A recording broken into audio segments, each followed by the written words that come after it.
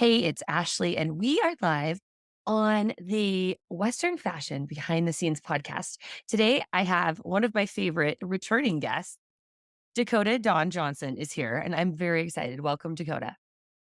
Oh, thank you, Ashley. Great to be back. I am excited because I see that you are educating people about sales skills and salesmanship. And this has been a huge topic. We've had a lot of girls want to get into the industry and want to understand how it works. And I tell them all the time, there's no secret, it's just sales. And they don't like that, right? There's a lot of pushback around the idea. So I'd love to hear from you how you have utilized this idea of sales to turn it into something fun and palatable for people. Ashley, I feel like there's usually, I don't want to say always, but typically like this negative connotation around selling. And people are like, oh, that car salesman feel or whatever. I'm on a mission to debunk that because when you are persuading for good, when you are selling someone a product or a service that you know is going to help solve problems in their life, that's a great thing.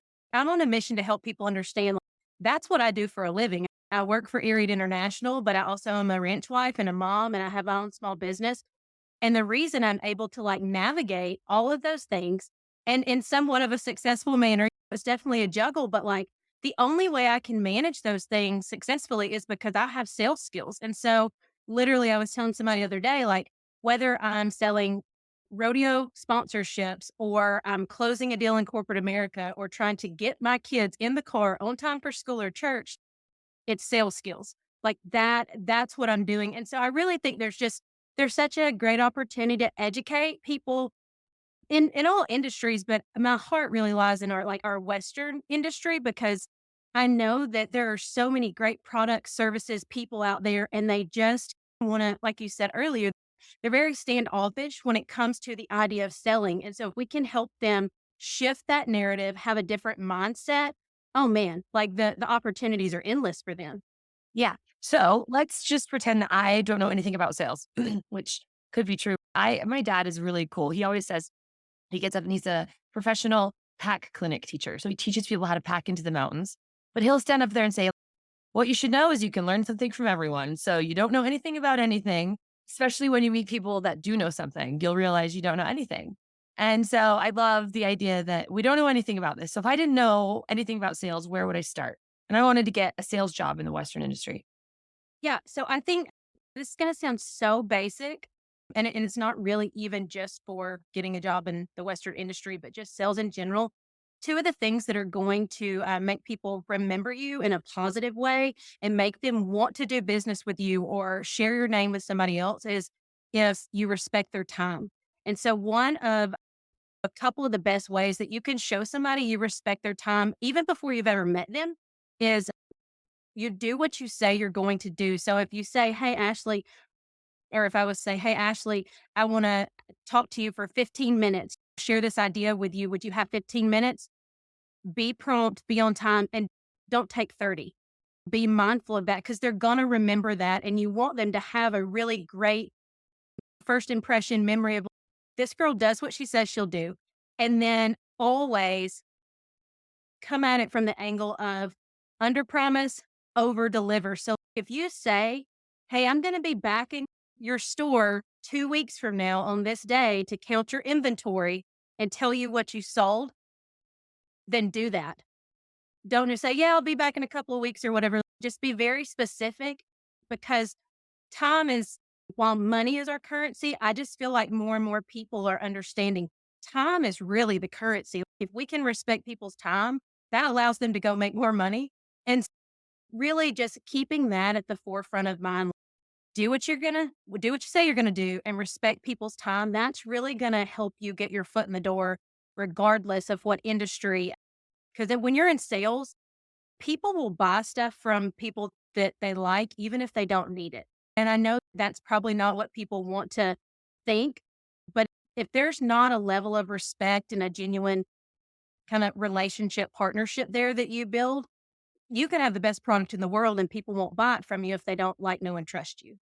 And this is something Aria's done really well, is the like no trust factor, right? She gave it away in the beginning a lot because she wanted people to like, know, and trust her. And that was amazing, right? She still does a ton of giveaways. They're over and above what you would expect for a normal company. And that's what leads to the no trust factor working, I think. Right? Because you can like no trust someone, but then if you don't show up on time, I still don't. Even if I built that with you, it doesn't really work. Money seems to come from people you like, know, trust, and that do what they say they're going to do and that show up. And right, Yeah. there's a simple flow to that. If you were training a sales specialist and someone was already selling things and they had hit a cap, right? How do they grow? What are some things that they could think about? I think that we oftentimes all I'm guilty of this, like, we get in a hurry and it's like thinking, "How do we get to the next thing? How do we take care of the next person?"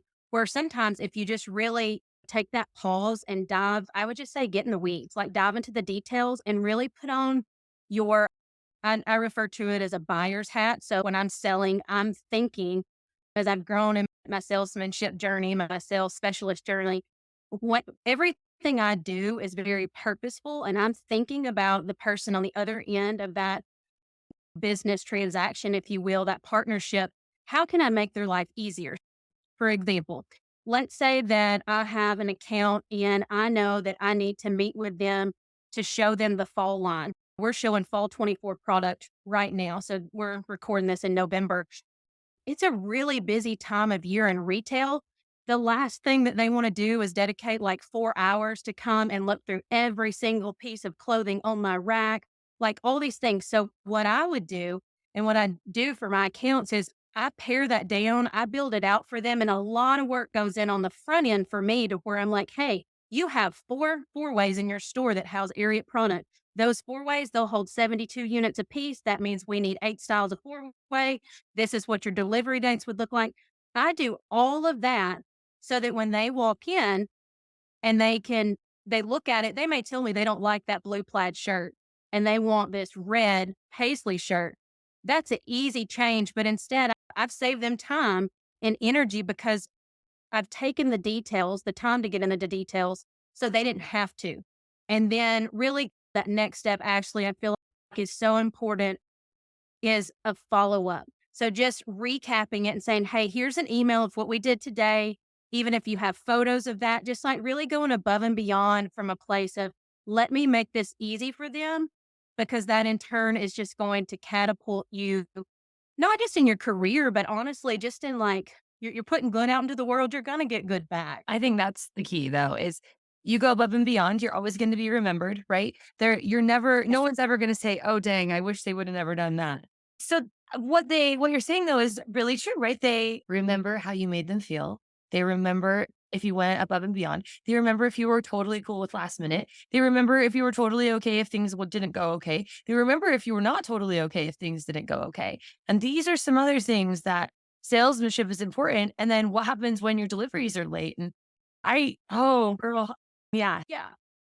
We could oh, Ashley, I, like, nerd out on this stuff just because I've been doing it for over a decade, specifically with Ariat in the Western industry, but even prior to that, it to me, selling is not just a business transaction. It is truly formulating a partnership there. It's a win work is what I like to say. If we're both working, we're both winning. If we're meeting in the middle and when you said that, it made me think about a lot of my retailers I've worked with in the years past. I'd have moms and dads, and like they're juggling these, they're running full time businesses, trying to, and they have this 3 hour time frame in the day where then they've got to stop in the middle of a meeting to go pick up a kid for soccer practice or bring one with them. And so one of my managers traveled with me one time to Western Kansas, and he was like, "Why do you have an these games on your iPad and crayons and like toys in your deal?" And I was like, "Oh, because she's going to bring her two boys in here and we've got a solid 45 minutes to get through what should take us 3 hours. And I'm going to make sure the kids are in good shape. They're going to have snacks. Like I know what they like." And honestly, like it just, when you know your retail partners and stuff at that level, you just want to help them provide them the best experience possible, and sometimes that's literally making sure there's something to entertain their kids while they place the buy. I'm just willing to do that. I'd like to think that if and when I'm ever on the other end of that situation, somebody's gonna go above and beyond for me, and so I just think I would be remiss to say to Ashley, you asked earlier, how does somebody get their foot in the door? I think one of the greatest tools now that is out there is the Of the West platform that Jesse Jarvis created. Before, it was like looking for a needle in a haystack if you wanted to find a job at Ariat or Wrangler, all these other great companies in the Western industry or just ag related in general. But Jesse and her team, they've just done a tremendous job of the West of where people that want jobs in the Western industry, like, I'd say that is the place to go to find them. I love that, of the West. I'll put that in the notes. I'm excited. So coming up, are you going? Are you excited? I Tell me am. what's going on in I your am. world. Yes, I'm so excited, actually. I didn't think I would get to go. It's been, like, 7 years since I've been to the NFR, and my husband and I, we're gonna fly out, that very first weekend for just a couple of days to spend it with some college friends, and we are so excited because it's just you've been for, like, 20 years in a row, right? It is just so many people are there. It's cowboy town, and I'm really I think one of the things I'm most excited about getting to actually go and see walking around the trade shows is the amount of that women in our Western industry are getting now, like whether it's actually being on air for the Cowboy Channel or just like hosting shows. I'm so proud of that. Uh, it gets me so excited. And I don't even know some of these people like personally, but I feel like I know them because I'm like, man, there's more opportunities for women than ever in the Western industry. And that in itself just gets me really excited. Yes. Okay. I love this conversation. Let's go there because Kenzie, you saw this girl, Kenzie. Do you know her? Yes. You just know her through Just the via media. Instagram. Okay, Yeah. me too. I've met her a few times in person. Every time I meet people in person, it's very strange because I don't know, I think we're all introverted on some level. It's very weird. So I Right. met her a few times, but I just saw that she's going to do that for the Cowboy Channel, which is huge and amazing. And then there's all these influencers that are working for these companies. And then there's all these other women that are bringing their companies they get to have a booth this year, or this is their first time. What are a few that you're excited to see? Obviously, Ariat's gonna be there in full style, and Ariat is Yes. how do we So find Ariat? And then who are you going to see? yes, let's do area first. As far as finding area, you can find area in a few different places. So the Cowboy Christmas NFR experience that'll be at the Las Vegas Convention Center. There will be two different there'll be more, but like these two booths specifically that have Ariat. So there'll be an Ariat branded booth, like in the center of the convention center, just past the elevators. Lots of new product there. Then there'll be a Cavender's booth on the right hand side of the main aisle. Tons of like casual footwear, new holiday Dixons, and like denim for the whole family. So that's what you can find at Las Vegas Convention Center. Then at the South Point Casino Arena, where they have the World Series of Team Roping going on, David's NRS, there'll be an Ariat denim booth there that's like huge selection of denim. And then there'll also be another one on the Ariat apparel, and that'll include like exclusive World Series team roping, logo items, and footwear. So yeah, we've got all bases covered. And then there'll be people out there, that I feel like are like independent retail partners that are also choosing to set up booths in Vegas that'll have some stuff. So just just look for the three horseshoe symbol and you won't be sorry when you buy some Ariat this season. Ariat is the dominator. Are you kidding me? This woman has taken the whole thing and made it into a fun game to try and get her. And That the boys are struggling to try and get her. It's fun to watch. I say that from the most loving place, but I get to see it all. I get to see all the thousands of boots that people have overordered right now and they're struggling to get rid of. And there's hundreds of boot companies right now that are sitting on massive amounts of inventory and it's hard. It looks one way to some people. And so this is like the make it or break it Christmas for some of these people. And I'm excited because there's always something new and there's always room for growth. And Area is the leader. And so I'm grateful that you're here today and we're having this conversation. Tell me about what you're wearing to the NFR. Oh my goodness, Ashley. I was just looking through my closet the other day, and because for the most part, I work from home remotely now, I was like, oh, like for the first time in my life, I really need, not just want, I need to go shopping. I need an overhaul. I've been shopping online with some of my favorite retailers, small business owners, and like High Cole Outfitters, Klein Smith's Western Wear, Broker Leather, just trying to get things sent in here because I'm like, I'm only there for 48 hours, but I can always count on them to have the product that I know I'm gonna feel my best in. But as far as, like, places that I'm really looking forward to seeing and shopping with in Vegas, I always enjoy the, like, Mad Cow Company. I'm not sure if they'll be out there this year or not, but they just have, like, the coolest, like, conchos, jewelry, like, bits, and I just love the way their booth is set up. So I'm hopeful that Mad Cow Company will be out there this year. And yeah, just in general, like getting to walk around and just, I love seeing displays. Like I'm all about product and I'm all about shopping, but I really love how much energy and kind of time that people put into making those displays really unique. For years before I was at Ariat, I worked for my friend Angie Burton, who she manages all the flag girls at the NFR. And so during the day, I would run Angie's booth and it was called Chicken Coop Couture. And that whole experience just really opened my eyes to like, I find so much joy in that setup process, the details and making it like a really fun experience, even if you're just in like a 10 by 10 booth. When somebody walks by and they're like, whoa, I have to come shop this 10 by 10 space with you because of how it looks. Like, I know that sounds silly, but I really enjoyed that. And you get to see a lot of that creativity as you're shopping at the NFR. Yeah, I think that's the fun. It's like a holiday bazaar, but better. And it's Yes. so personality driven and I love it. I actually think that there's an art to it. Some Yes. people, there's a rat race if you buy into that, but I think that there's a total art to it. And there's a ton of people that are creating new pathways and new ways of doing things and always innovating things and making it better, making it easier, making it more accessible. So that's fun. I love the Mad Cow Company too. And I know Angie's great. Angie lives in Utah and I'm in Utah right now. And I think Angie is the world, right? She is a woman after our own hearts, right? She loves to help women. She's a champion of all people, but she loves to help women succeed. And yeah, does she still have Chicken Coop Couture? I don't know if she still has it or not. I feel like she's taken a pause on that the past few years. I know she hadn't had a booth set up at NFR, but I just loved I'd spend my whole paycheck from working at NFR in her booth. I wouldn't make any money. It was just like my way of like affording to buy the stuff in her booth was just to work. That's exactly Um, how most girls get into it. They're like, I want to go to yeah, Vegas, work, and spend my whole paycheck there. And that's yeah, okay.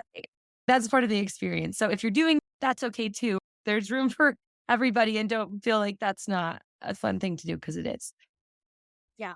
And Dakota. that made me think too, Ashley, of just another way if somebody's wanting to get into sales and really get some hands-on experience, try working contract labor for some of these different companies in the Western industry. Nothing can really prepare you for what it's like when you're truly in a sales position. But what I will say is when you are brave enough and eager enough to do the grunt work, and that's what it is. When you're setting up and you're tearing down and you've been on your concrete on your feet for 10 days in a row at NFR plus the setup and tear down, like when you're willing to go and do that, you're gonna make some really valuable connections in the industry. And a lot of times it can be as simple as just asking. Like I saw a post the other day, a gal that works for us, she used to work at Rock and Roll and they like she was like, "Hey, they need help here. We need help there." There are lots of different contract opportunities if you can just, when I say ask the right people, but don't be afraid to reach out to somebody on social that works there and say, "Hey, I'm interested in contract work. Can you point me in the right direction?" Because that is going to give you, it's just going to give you so much experience and help you really decide, do you want to do this? Because it's a wonderful way to meet people, make a living for a lot of people, but it's not as glamorous as some people may think. So it might help you decide a little bit faster if it's really what you want to do or not. Yeah, for sure. You go put in 10 10s, which 10 10-hour days, or maybe 10 12s or 13s, or maybe 14s. You never know. You could save all night at the NFR, lose your voice, lose everything. But the reality is it will teach you, do you want to do it or not? And it is not for the faint of heart, Yeah. but that's the Western industry, right, people? It does look romantic. It does look glamorous from the Yeah. outside, but it is a bunch of really hardworking, very gritty, determined, extremely persistent people who are willing to go above and beyond, like you, and teach us about that. I love what you've had to say so far. And I want to talk about, just as we're wrapping up, the Yeah. Kickstart guide to securing and retaining sponsorships. I saw you do a post about this. I love Yeah. your social media. It's fun. A lot of, I think there's an older and a younger demographic, right, on social media. And I'm learning how to use all the social medias. And TikTok seems, or Instagram seems to be a place where telling a story and understanding someone's narrative of their life is good right now. So if you wanna know what I'm talking about, go to her Instagram. I will link it to there, but go ahead. Let's hear all about it. Thank you so much, Ashley. I feel the same way, trying to figure it out. How do I speak to everyone but make them feel special at the same time? And I really think there's power in using the different social media channels in a way to do that. That really appeals to that certain age demographic or whatnot. But really, the Kickstart guide to securing and retaining sponsorships. This was something that literally it didn't just happen overnight, but when the thought hit me of like I've always wanted to give back to the Western industry because and the people in it because that's who shaped me really into who I am today. And I just had this like desire to do that. I have a full time career and I'm a wife and a mom. And it's like, how do you, I know that's a calling like God had put on my heart. It's not even just something that like I just felt compelled to do. Like I truly believe like it is a calling for me to give back. And so for years, I was like, how do I take the skills that I have and share this out in a way that could really be a positive make a positive impact on this industry that I care so much about. And I was driving down the road one day and it was the craziest thing, like windshield time, what it'll do to you. And I was like, oh my gosh, I have to pull over. I have to write this down right now. But it was this thought that sales skills are life skills. And in order to have sales sponsorship, you need sales skills. Like it's a given. And I feel like that's something people try to make two separate things. Oh, I'm seeking sponsorships, but I don't want to come off as salesy. And so I had those thoughts and I was like, how can I make a positive impact? We need a roadmap. Like we need a roadmap for sponsorships, not just how to secure them, because there's quite frankly a lot of people that know how to secure them, but then like actually retaining those sponsorships and letting them helping them grow into partnerships. It's to where it's not just transactional.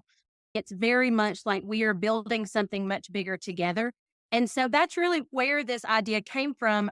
And once I realized that what I wanted to do, then I was coupled with how do I figure this out? I don't have the ability at this point in my life with 2 kids, 4 and 2, and all the other things, like, I can't do one-on-one coaching. I don't have the ability to give a lot of my time to this, but that's where a digital guide I was like, "You know what? Really and truly, what I wanted 10 years ago, 15 years ago is I just wanted a roadmap and maybe somebody in my ear telling me as I'm following the roadmap." And so what this is when the guide's available, you get this guide that is going to walk you through literally the sales process that I've used for years. And then you're going to have a private podcast where I'm talking through each one of the sections, giving some more like real life examples. And this is very much, it is geared and catered to sponsorship. But what I will say is that the people, my hope and my goal is that the ones who invest in this guide, that they don't just apply this to seeking sponsorships, that they start applying this sales specialist mentality to everything they do. Because I promise you, like they will see a difference in their day to day life if they start incorporating these different strategies. I love that. I'm excited, and I will link it. When is it available, or how does it work? Um, yeah, so it will be available on November 25th. Small Business Saturday is when I'm doing the launch. Just so excited. I'm in the final stages right now, like refining and doing all the things. But yeah, November 25th, Small Business Saturday. Okay, perfect. I'm excited, and we will keep you up to date and watch her social. I'll link your socials. Is there anything you'd like to tell anybody going through the holiday season right now? I know but we have a few minutes left, and is there Yeah. something you'd love to share with the people? Actually, we've said before that I feel like you can sense things about people. And I've had this thought running through my head all day. And I was like, I need to make a blog post or whatever about it. I just haven't. So I'm going to share what's on my heart. if you are listening to this and you are in a season of grief, like you are in a grief journey headed into the holidays, first I want to say to you, you're not alone. There are people out there who are like, they're going through this, maybe the same, they're going through a grief journey, not identical to yours, but you're not alone and that you're traveling that same road. So just know that reach out. Don't feel like you're alone in that. And whew, grief is wild. It is a wild card. And I think as somebody who the holidays bring up so many emotions and so many great emotions, like almost overflowing with joy. But then there's a deep sadness sometimes when you've lost somebody that you care about and they're not there to experience that with you. So I would just say, just know you're not alone and reach out to me if you need to, if you're working through that, because it's just a very, I feel like, unique time of year where we see just all the positive stuff on social, and that's really what we all wanna share, but sometimes the days are hard, and we just need to know that we're not alone. Aw, that's what I feel. I could feel that there was something good that you had to share. And people are listening. There are hundreds of thousands of people that get in touch with this podcast, and some of them listen, and we're building every single day. So if you loved what you're hearing, make sure you go like this podcast, share it with your friends. Thanks for being on today, Dakota. I'm very grateful. Yeah, thank you so much, Ashley. It was wonderful, and I look forward to seeing you at the NFR. Yes, for sure. I will see you at the NFR and we'll catch up after and see how it all goes. This is Ashley on Western Fashion Behind the Scenes. Thanks for listening. This episode of Western Fashion Behind the Scenes is brought to you by the Boot Babes.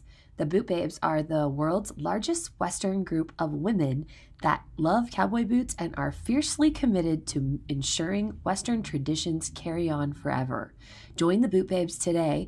Email thebootbabes@gmail.com or go to thebootbabes.com to learn more and see the upcoming trips to Nashville, Wyoming, and other amazing places. See you soon.